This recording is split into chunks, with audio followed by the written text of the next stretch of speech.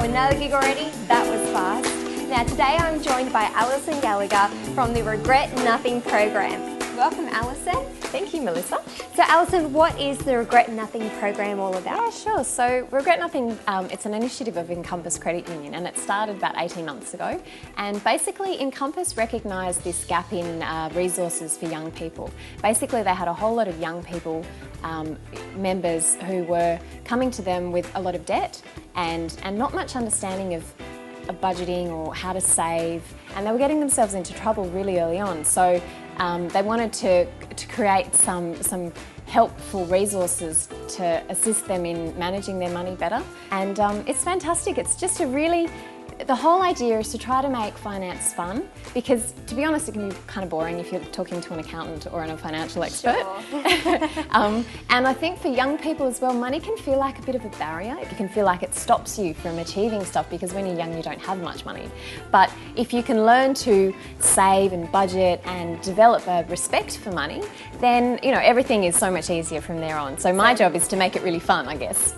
So less shopping, more saving. Well, it's all about balance, like it's not fun to feel like you're having to watch every penny. Sure. It's just about having strategies and having a healthy attitude towards money. So what methods do you use to connect to Gen Y? Yeah, Gen Y is a really tricky age group to connect to be honest, because they're so used to being stimulated constantly and they get bored really easily, and you need to to make things interesting and fun and dynamic, and that's the challenge, and that's my job, to try to make all this stuff fun and interesting. So we've got an awesome website which has a whole lot of fantastic resources on it. It's got some great blogs. I write a blog every week.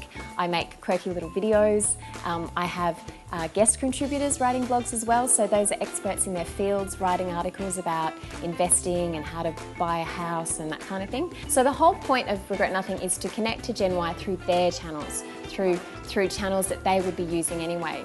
So do you have any good saving tips for us today? Yeah, well, I mean, I've had to instill quite a few savings tips because I'm about to get married. So congratulations. So I've really had to be really careful about how I spend my money, and it's fantastic because I'm sharing all my tips on the website.